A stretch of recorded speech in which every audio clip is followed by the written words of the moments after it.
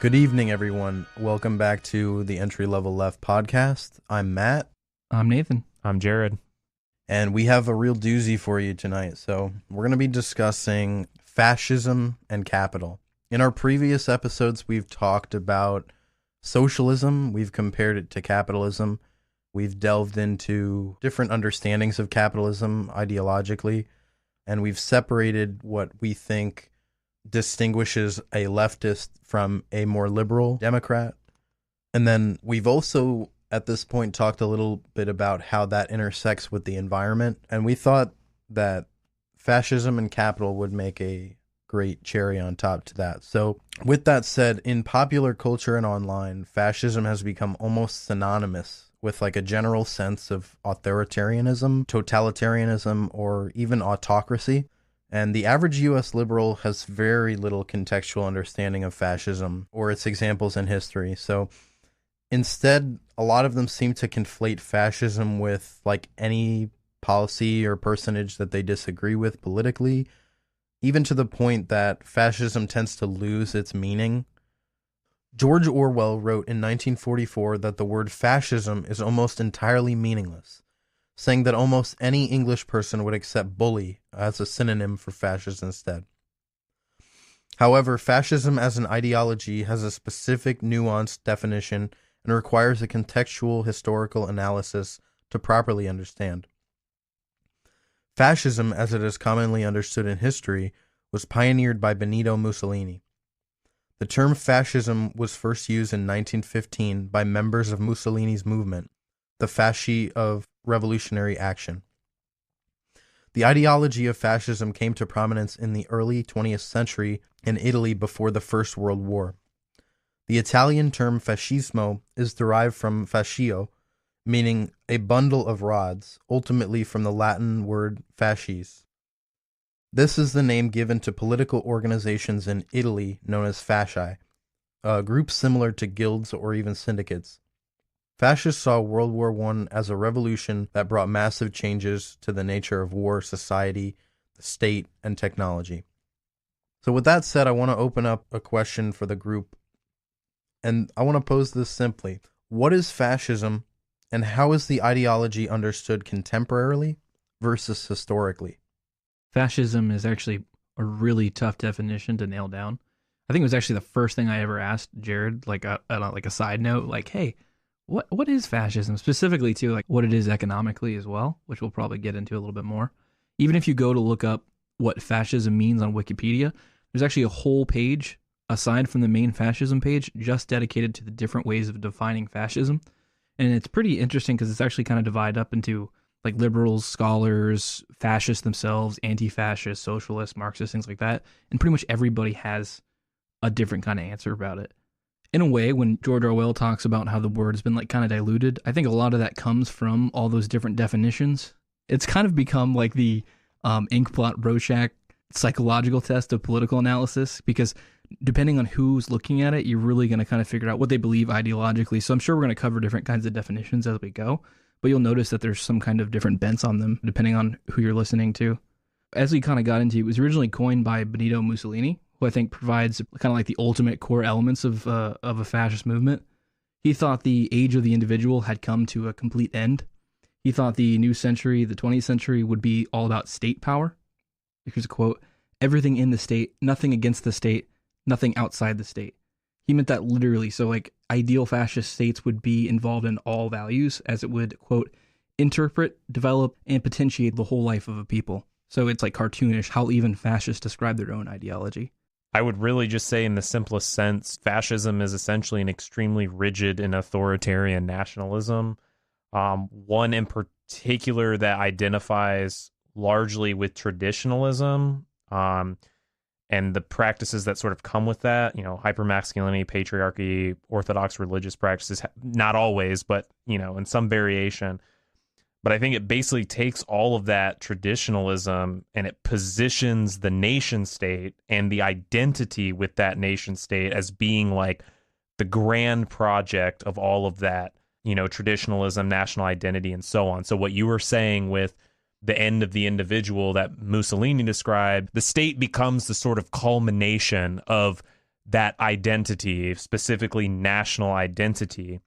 And I think historically, that's why we see fascism heavily lean towards like a great deal of policing, militarism, and authoritarianism, since it's often all under the guise of protecting the national identity or nation state from those that want to see it dismantled, which historically has been, in their eyes, primarily leftists who want to destroy it, but also, you know, various other scapegoats throughout history.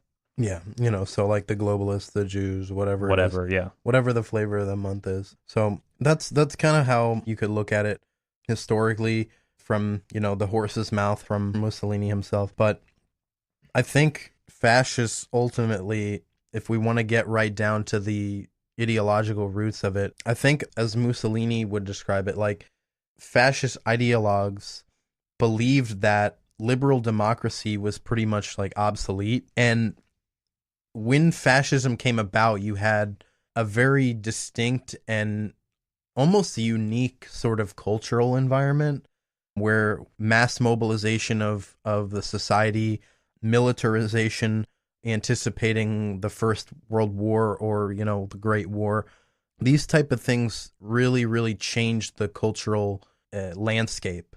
It kind of makes sense in a way that these type of reactions would grow out of these technological advances, social advances, cultural advances, and so on. But since the end of World War II in 1945, very few people or political parties have openly described themselves as fascist.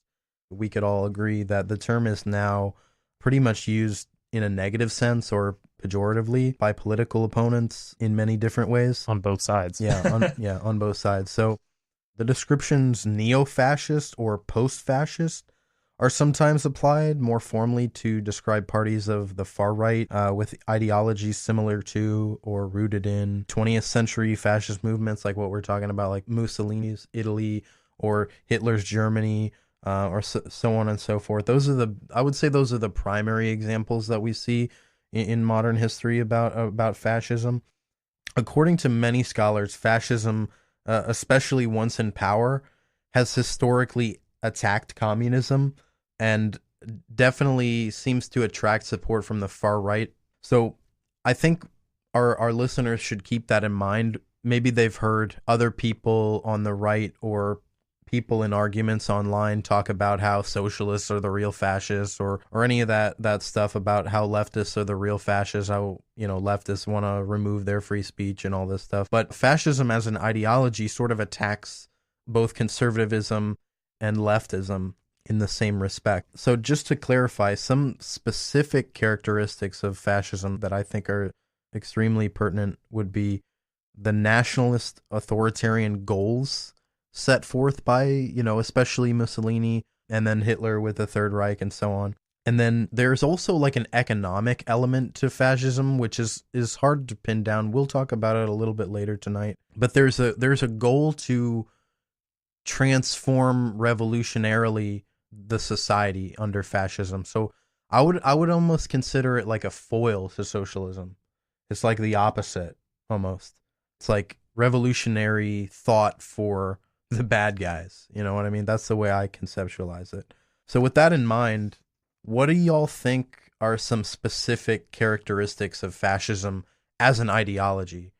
Yeah, again, going back to this kind of ambiguous nature of fascism that exists, as I kind of alluded to earlier, it seems like depending on where you're standing politically, you see something different in fascism. So like, for example, conservatives or like the American libertarian types will usually harp on something like state control being completely a left-wing phenomenon, and that's sort of where they get the idea that if something is authoritarian or fascist, it's naturally left-wing because there's more government. It's a really just simple argument that should be debunked whenever possible. Mm-hmm. I mean, everybody knows that socialism is when the government does stuff, right? Yeah. I mean, so that's where you get that idea. Clear. And then like coming from The cops are socialist. exactly. And like for example, James Gregor, who's a professor of political science at UC Berkeley, says fascism was a variant of classical Marxism, which is news to me, right? Yeah, I think. He rejects the notion that it's a form of right-wing extremism. So you can find people who will outright reject it. Well, yeah, that's like... And the funny thing is I was like, UC Berkeley, like, holy, like, come on. Like, Even university level professors, they're are all making full these of arguments. cranks. There's plenty of universities full of cranks. Yeah, but you theoretically, oh my god. And liberals like Roosevelt, for example, focus really heavily on the aspects that are more like the rejection of democracy. They sort of saw that as like the defining characteristic, which is sort of like perfectly posed to sit right in the middle, to be like, well, if you reject democracy, it's bad, Therefore, fascism. Yeah. No. so again, communism is fascism if you're Roosevelt. But and then Marxists, we usually kind of see it as like a right wing movement over anything else. So it mainly focused on kind of like the nationalistic, xenophobic, and the more pro capital elements of fascist movements. Mhm. That's usually how they would distinguish them versus other kind of authoritarian regimes. What I would say specific characteristics of fascism, in my view, fascism is heavily organized in ways that traditional conservatism is not. I think often, because built within the ideology is a sense of hyper-nationalism, so under fascist rule, there's this like reactionary collective identity that is shared amongst fascists and their followers, and therefore it's easier to organize around this notion of national identity and therefore its preservation and supremacy, like internally and globally. So I think through that and because of that, I would just say that a specific characteristic to me is how organized it is. In order for it to be that organized, there has to be a very specific ideology and collective reactionary identity associated with that. And I think that's a lot of what Mussolini was referencing, when he made the remarks about sort of what is fascism. And I think it's just important to understand, like, while it's obviously a right-wing ideology, it does variate from just traditional conservatism that exists within most liberal democracies. Yeah, ultimately, self-proclaimed fascists like Mussolini, when the movement became more developed and understood, fascism rejected democracy. It was, anti-democratic.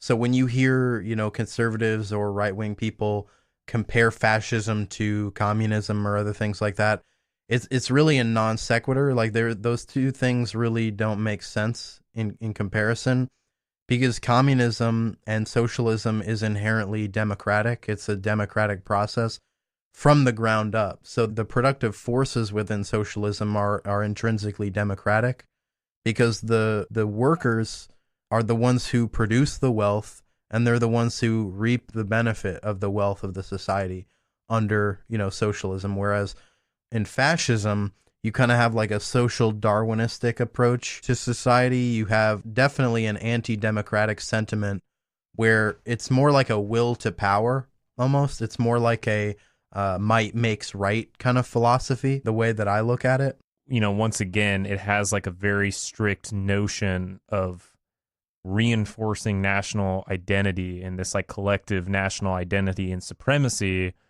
If the workers per se are not interested in the elevation of the state and state identity and state power, then they need to be crushed. That's a very key element of fascism too, which is hence why they, so historically went after trade unionists and communists and that sort of stuff. And never forget, communists fought a literal war against fascism, in World War II. So, and the funny thing is we were talking earlier, Mussolini was actually a socialist and an organizer for socialism initially. I mean, he wrote for a socialist, magazine, newspaper, before he was given a little bit of money by the elites and exposure, and then became, a fascist. He did, I think early on, though, there was kind of always a right split element of the parties he was a part of. I mean, because there were even like Nazis who, at one point were writing in leftist magazines and stuff, but they obviously represented like a right split from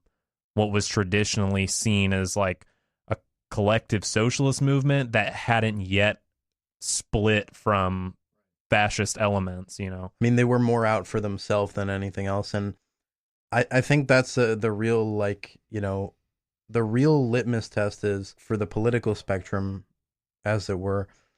The more that you find absolute equality to be a desirable feature of society, the more left wing you will be necessarily. Whereas if you find like absolute equality in society to be impossible or even negative, then you'll necessarily be more to the right end of the political spectrum. I think that's pretty much like the ideological test for a lot of these things, and I'm sure we'll reinforce that point on and on and on. Lenin is famous for saying fascism is capitalism in decay. Right. And I think that, like, to Nathan's previous point, fascism is kind of these like revolutionary elements of society wanting to change to a society where equality, democracy is not at the forefront of the values. Yeah. I think there is a little bit of a truth to the idea in horseshoe theory that, like, for example, fascism and socialism are both collective movements, for example. Things like that, there will, of course, be overlap, but I think that comes from, like, a very liberal perspective. Mm-hmm. I think the only way you can say that, well, those are comparable is because you're already so inside of a liberal bubble that anything that is different than that, you just automatically assume, those must be alike, right? So it's not that it's horseshoe theory, it's just that you shouldn't look at liberalism as the direct center and fascism as the right and left. It's a little bit more nuanced than that. Socialism is the structural understanding of, what's wrong with capitalist society. Fascism is a direct reaction to it. Yeah, it's like the reaction from all of these social ills bubbling up, and that's why But there's no like structural. Yeah, there's no. It's just authoritarian control over. But society. they do one thing I will say, like, fascists believe that shit. You know what I mean? Like, it's not like we can talk about certain actors, like being self-interested or whatever, but like fascists believe fascist shit. That they're not like Wow. They're not no, but that's they're, big they're, brain. But they're not like say a conservative person, like a conservative Republican or whatever, who's like taking money from an oil company and therefore spouting right-wing bullshit or something. Like the fascist, like they are committed to the fascist project. Yeah, they psychopathically believe that they are better and superior. The master race, right? And that democracy should be abolished. Right. And, yeah. Like all these crazy things. Yeah. Democracy's for the weak. Yeah. Yeah. Anyway. I kind of want to circle back to like the way that we define fascism being almost like a little ambiguous from time to time. I think one of like the most popular definitions of fascism comes from Robert Paxton's book, The Anatomy of Fascism. And the short version here is, quote, a form of political behavior marked by obsessive preoccupation with community decline, humiliation, or victimhood, and by compensatory cults of unity, energy, and purity, in which a mass-based party of committed nationalist militants, working in uneasy but effective collaboration with traditional elites, abandons democratic liberties and pursues with redemptive violence, without ethical or legal restraints, goals of internal cleansing and external expansion. Boom. Yeah, so it's a really good one, but I'd say my main critique with something like that is that when you read it, it's almost too vague, because you could almost apply it, if you're really far on the left, you could probably really apply it even to like imperialist America. I mean, fascism is imperial. It's like imperialism for sure. Well, you could even apply it to, for example, like the Soviet Union. You know what I mean? And so that's why like I'm so skeptical when you look at the short versions of the definition of fascism, because it seems like it's almost like too wide of a net to be cast. And the only other alternative is to really take characteristics of fascist places, and we really only have two, like Italy, Germany. Italy, we have more than that. We got Italy, we have Germany, you have Portugal, you have Spain, yeah. Okay, you right. have Portugal. all of Eastern Europe under World At War some II. point, Yeah, Franco. And, yeah, you're right.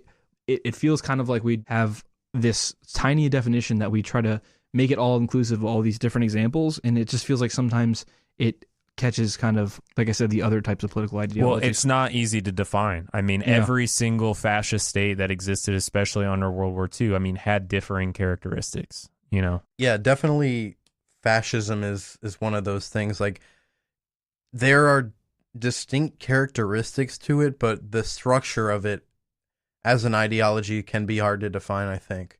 But the characteristics, I think, are pretty solidly distinct and distinguishable, and become more distinguishable with the nation state element and the ethno state element in a lot of the more famous Western European ideologies. So moving on to sort of an intersecting topic, we kind of want to stress that compared to Marxism, fascism did not really want to recognize class conflict. And further, as an ideology, it didn't recognize historical materialism, or, for our listeners who may not be familiar with that phrase, like a history of class struggle, defining essentially history itself. So fascism as an ideology doesn't really acknowledge historical materialism, which is central to Marxism. Instead, it viewed workers and productive capitalists in common as productive people who were in conflict with parasitic elements of society, including corrupt political parties, corrupt financial capital, and even feeble people, like, people with disabilities, or even socially less desirable people, back to the idea of social Darwinistic behavior. But with that in mind, fascist leaders, like we've been talking about, Mussolini, Hitler, Franco, some others, spoke of the need to create a new managerial elite led by engineers and captains of industry, so on, but free from that parasitic leadership of industry. Hitler stated that the Nazi Party supported a productive capitalism that was based upon profit earned from one's own labor, but condemned a sort of unproductive capitalism, or what they thought was unproductive or loan capitalism, which really, when you dissect it, is just a sort of a dog whistle for globalism and this Jewish conspiracy that they believed in. But economic planning under fascist regimes was applied to both the public and private sector, and the prosperity of private enterprise depended on its acceptance of synchronizing itself with the economic goals of the state. With that in mind, what do y'all think are the key differences between, like, this idea of productive capitalism as understood by Mussolini, Hitler, and some others, and then this concept of parasitic capitalism? Yeah, so, I mean, it's kind of difficult because you almost like read something like that and you're like, geez, well, some of the elements of what they're saying like almost sound like, left in nature.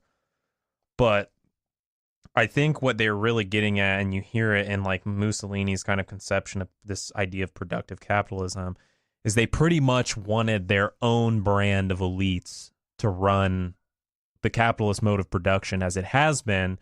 But when they say, what was it, a specific class of like engineers or whatever the case may have been in there, what they really mean are like leaders of the productive mode of capitalism that already existed, but who were aligned to their political project. Free from parasitic leadership of industries, right? So that essentially means free of a traditional capitalist mode of just self-interested capital acquisition and in the interest of that national political project that was tied to the fascist project.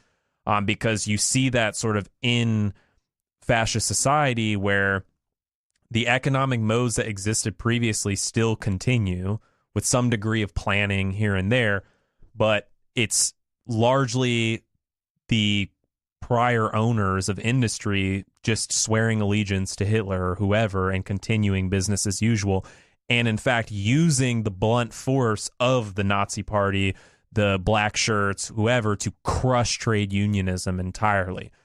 So this form of parasitic capitalism that they're sort of railing against is more of, I would argue, a traditional sense of like capitalist industry that isn't tied to any particular like national cause, as well as any particular mode of industry that is attached to any type of person they deem, parasitic on the society. I think this is where the anti-democratic theme sort of shines through the most. When I read this kind of information or I go through this kind of information, it just signals to me right away, this is their idea of, we want to own the libs. Like, we want to get the libs out of here. That's what it sounds like to me. Like, we want the industry and the productive forces controlled by our political project. Honestly, the idea of parasitic capitalism is actually a pretty brilliant political move in terms of like fascism, because it allows you to take the sort of indignation of like the working class, you allow them to still express it, but instead of expressing it against someone like the bankers, it's against the Jewish bankers. Mm-hmm. So you can still say, yes, things aren't right, but here's why. And you can kind of redirect the public into that direction. And then on the flip side, it's a great move for controlling the elite as well, because as, you know, the fascist leader of Spain or Italy or Germany or whatever it might be, it's easy to kind of include anybody who you might take a banker, for example, and you might say that they're doing Jewish aspects of banking, right? They may not be Jewish, but they actually might be performing like a Jewish banker. And so you can really kind of control the elite, because if they do something you don't like, you can immediately just declare, oh, well, they're working against the interests of the state. So in a way, you get to control both the working class the and national the ownership state, class. yeah. Exactly. It's kind of what you already see brewing with the modern conservative movement, is this idea of like, instead of blaming titans of industry or whatever as destabilizing society, it's, you know, immigrants or whatever, but it's not outright a fascist movement yet. But also too, like, you even hear it, like I've stated to you guys on multiple occasions, like, you know, when you hear people like Tucker Carlson like saying stuff like, maybe capitalism isn't as good as we thought it was because it's playing a role in eroding traditional family norms, or, you know, because they're incorporating more like people of color like in their ads or something, like it's eroding the like American identity. That shit scares me more than anything that comes out of Trump's mouth, because I know where this next trajectory leads to. It's very, very, very similarly rooted in this sort of fascist understanding of like economics and economic principles. Ultimately, fascism as an ideology, and the way we saw it sort of develop in Germany and Italy especially, when you look at those two environments, the fascists there, they didn't necessarily rail against like profit motive. Like, they were very much in favor of the profit motive in capitalism. They just wanted it to benefit the nation state and the national interests, or the state interests, rather than private interests. In that sense, they definitely accepted the importance of like material wealth and power. But I think fascists, like, interestingly enough, and you can go back and look at a lot of like what was written in Mussolini's Italy and things like that. But they condemned materialism in general. They identified materialism as being a present factor in both communism and capitalism. And I think that element of capitalism is what they disagreed with, that materialist element. They saw it in a different way. They didn't object to the class structure of it. So obviously they weren't making real systemic critiques or having a real systemic analysis of what capitalism is and the way it produced. They really just took bits and pieces of it that they liked, and then they threw out the things like the hyper individualism, the private aspect of it, and the consumer aspect of it that we see in the US, you know, in modern times, like the hyper consumer culture. But they really did criticize materialism in general. And I think there's a like almost a spiritual element to fascism that kind of gets underscored. They saw it as like a revitalization of the nation state and the people of that locale, that ethnicity, whether it's Italians or Germans. And I think Hitler and Mussolini actually had a dispute about the origins of the Italian people. You know what I mean? And the origins of the German people, and They talked about how the Germanic tribes were, you know, in history less civilized, and that the Romans were this grand society and they're the pinnacle of civilization. And there's a lot of that element of like romanticism in fascism, like idolizing that romanticism from ancient Rome or ancient society. And that was one thing that like Hitler and Mussolini like talked about and discussed. Was a poignant feature of a couple of their discussions. They talked about how like I said, the Germans were less civilized because of their ancestry. You imagine like Mussolini and Hitler getting like really high together and like arguing about like if Rome copied Greece too much, or like who came up with all the myths. Yeah, they were on actually high on some crazy ass shit anyway. So I mean, some Hitler speed. you'd have to be fucking into it. Well, never mind. Let this use drugs too. True. Definitely. So with that in mind, like, obviously, fascist ideologues have put forth this critique of Marxism, materialism, historical materialism, and even this idea of class hierarchy. And I personally don't really think it's an accurate or really comprehensive understanding of what capitalism is and how it produces. But what do you guys think of the fascist conceptions of Marxism and, class struggle, historical materialism? Do you think they're accurate? Do you think they're inaccurate? And why do you think that they critiqued Marxism in that way? I obviously don't agree with fascist conceptions of what capitalism is and how it's developed over time. I think fascism ultimately, I shouldn't say they see capitalism always in a negative sense, but like the problems they do see with capitalism, they see as problems with either it being controlled by a small elite that isn't tied to the national identity, that collective national identity that they identify with. And those generate the problems of capitalism, or they see it as, again, not having that national interest, or they see it as benefiting some sort of global multiculturalism that withers away the strength and security of the nation state and the people who are collectively identifying with that nation state. Which I think is the reason why we can safely say that fascism is decidedly a far-right ideology. It has absolutely nothing to do with leftism, socialism, or communism. It's diametrically opposed in almost all, major facets of it, and its adherence to democracy or democratic processes, I think, is the major divergence there. But other than that, like you said, that's pretty much the whole thing. Is like they see the problems with capitalism as a result of the social ills or societal ills, but they don't even stop to think about how those social ills are produced in the first place by the way the system produces. Or the way it works, yeah. Yeah. We've given a little bit of historical context and some discussion features about the economic aspects of typically fascist states or societies. But what we want to do to tie it all back together is you see a lot of liberals in the media constantly comparing Trump to Hitler, calling him a fascist, even some, prominent artists making caricatures of Trump with the Hitler mustache, or just in any way possible trying to compare Trump to Hitler or other fascist ideologues. This phenomena sort of even cropped up as early as 2016 when Trump was elected.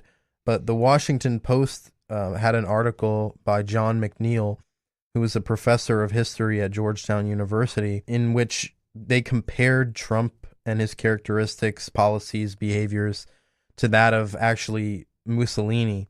And in this article, which we'll post in the show notes, Trump scored pretty highly in comparison based on several factors like his fetishization of masculinity, his leader cult of personality, his lost golden age syndrome, and even the MAGA slogan, "Make America Great Again," which I think is like the hallmark of the golden age syndrome. And then finally, his self-definition by opposition and his general theatricality and how dramatic he is about pretty much everything and always tweeting.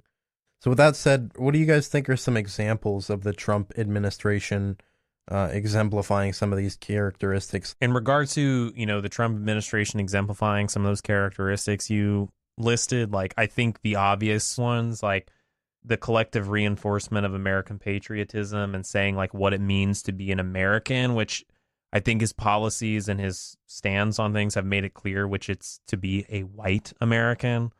And I think through that, we've seen scapegoating of minorities and this sort of reactionary strongman politics with like ICE and how ICE has become like this like modern Gestapo of some sorts.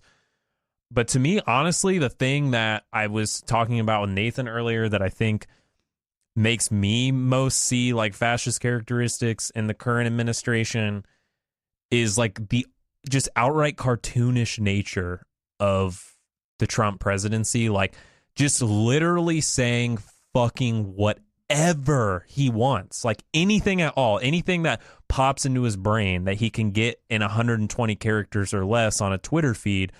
And like these just swine, like just lapping it up. Piggies. Yeah, just on the teat. And it's like fascism's very similar to that, you know, like they just make up outright bullshit, like make up their own history, make up their own whatever, and they make it true. And you can't help but laugh sometimes, right? Because it's funny in some respects. Even fascism has like humorous elements to it, like in just how absurd it is.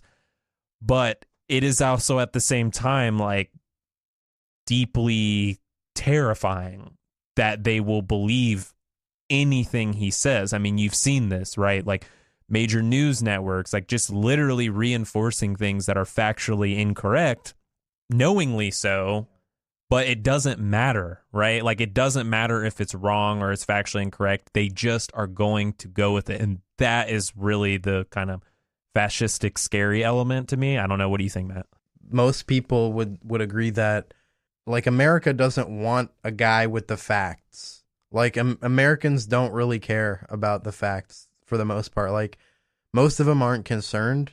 They just want someone who's going to tell them a good story and be chummy with them. And, you know, I think in a lot of ways, like Trump, especially if you listen to anything he said at the CPAC convention, he just loves being adored by his fans. It's really just going back to one of the characteristics in the article by John McNeil. It's just the theatricality of it all. He is a personality more than he is a president. I feel like the Apprentice, the show, hasn't ended. Like it's just ongoing, except now it's like real and affecting people. You know what I mean? Right. And affecting people more like economically than emotionally. Like, don't get me wrong. Like, I watched The Apprentice and enjoyed it. Like, I used to watch it all the time when I was younger, and I thought it was the greatest thing. I would, you know, beg my mom to put it on the television. We'd watch it before we went to bed, and it was like a family event. And at that time, like, Trump was like this guy who had this like ambiguous air about him. And of course, all of those bad things that we now know about him weren't really highly publicized. So it's like, I think America was in this stupor about him. Like, they thought him to be this like great businessman because of how he was postured on the television show.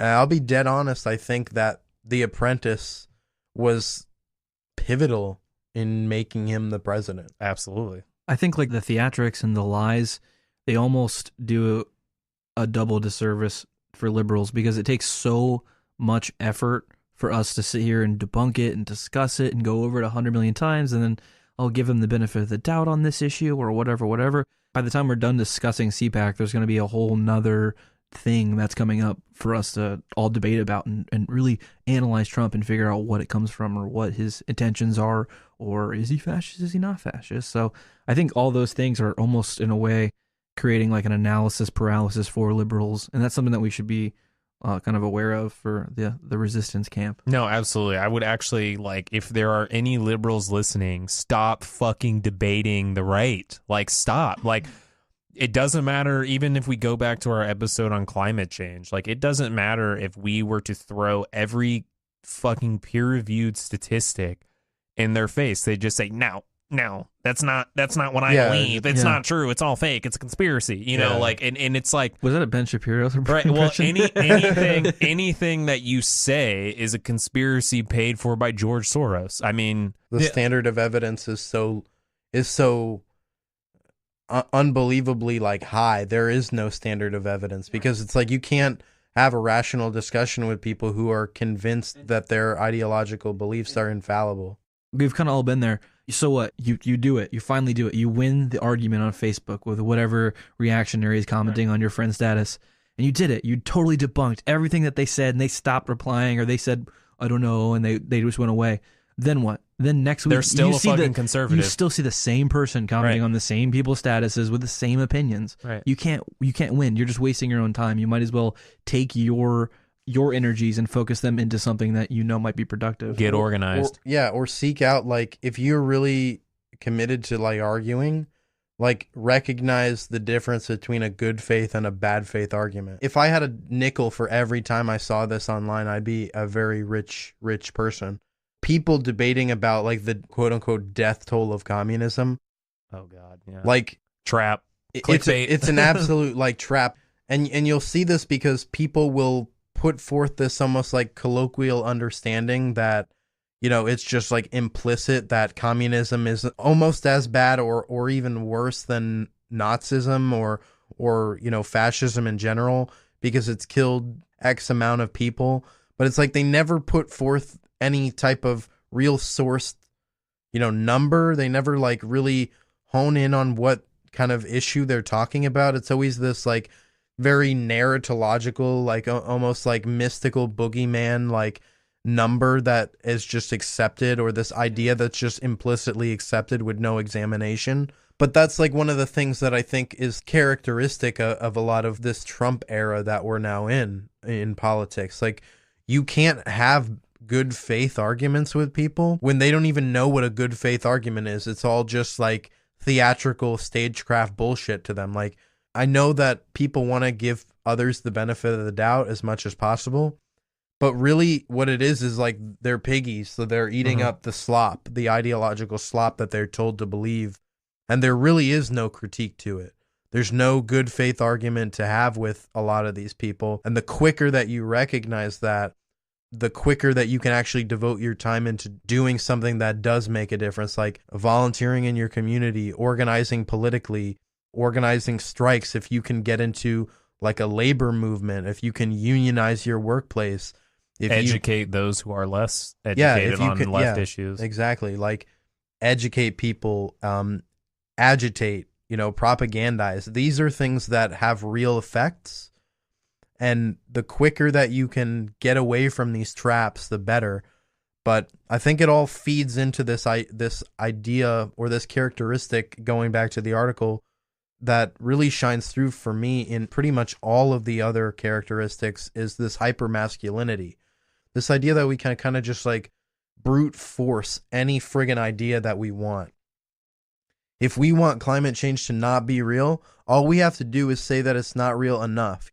I think it was like Hitler that said, "You tell a lie big enough." Right, yeah. Wasn't it? Yeah. But that's literally what Trump has done in a lot of cases. A great example is like when he says like the Sinaloa cartel or all these people are ISIS members, or just this absolutely ridiculous, you know, bullshit that he's saying. Like the caravan of immigrants has ISIS in it or whatever.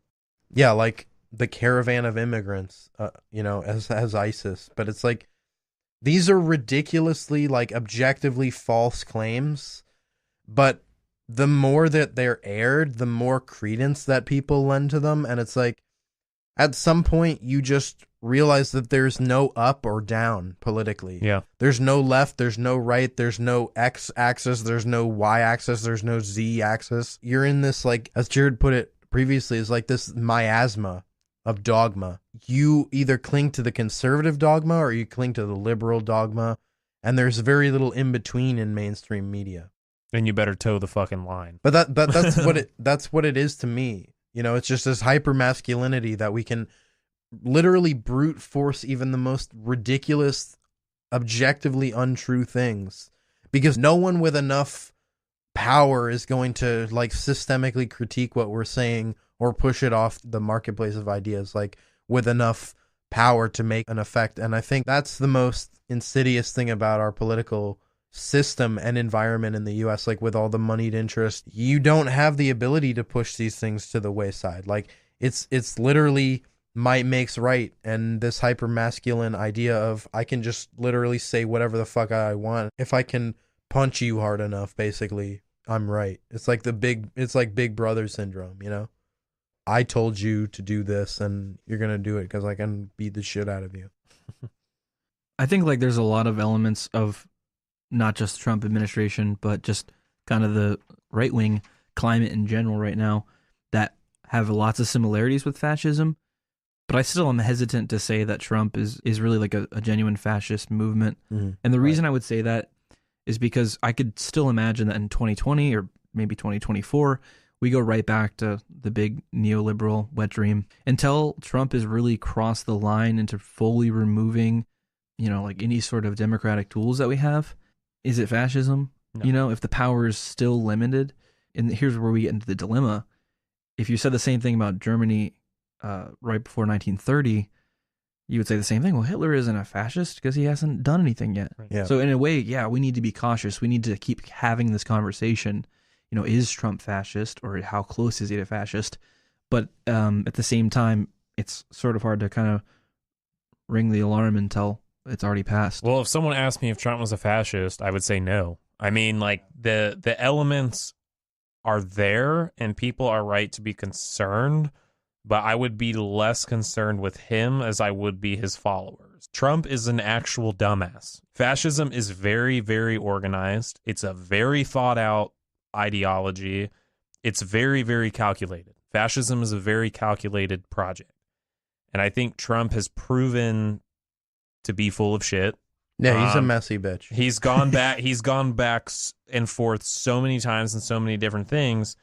So, no. I mean, what comes after him or is perhaps stirring currently, yeah, that could be fascist. But Trump himself, definitely not. I will disagree, Nathan, though. I don't think we are going to go back to that neoliberal wet dream. I think Trump has exploded. I mean, the emperor has no clothes. We're kind of seeing like the guttural insides. Fucking mask off. Like let's say a Kamala Harris gets elected, and I mean, what that would do, in my view, is if she got elected, what would then come after on the Republican Party to challenge her, or would outright erupt in the streets, would be full on scary shit. If you're seeing these elements right now, and you're seeing like, holy shit, we're relitigating if certain races have lower IQs, or we're looking at gender roles again as being something that's legitimate. If those types of things scare you, then you need to step back and realize we are still a liberal democracy. Nothing has changed from 30, 40, 100 years ago. So if you're afraid of these elements, you need to realize that they can still exist within the current systems. You need to fight to change that.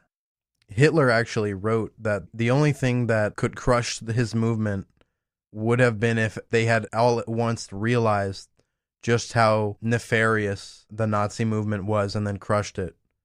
If they had all at once realized what we were trying to do and just stopped it, then that would have been the end. But seriously ghastly stuff. And I think to some degree they recognized that. But it was almost this like national fervor and like almost this spiritualism of it all that ultimately ignited it and let it go so long. But, capitalism and the capitalist system really exacerbates that. And these are all mixed economies, public and private economies under Mussolini and in Hitler's Germany. So capitalism definitely was not equipped to stamp these problems out. Thank you guys for listening to another episode of the Entry Level Left podcast.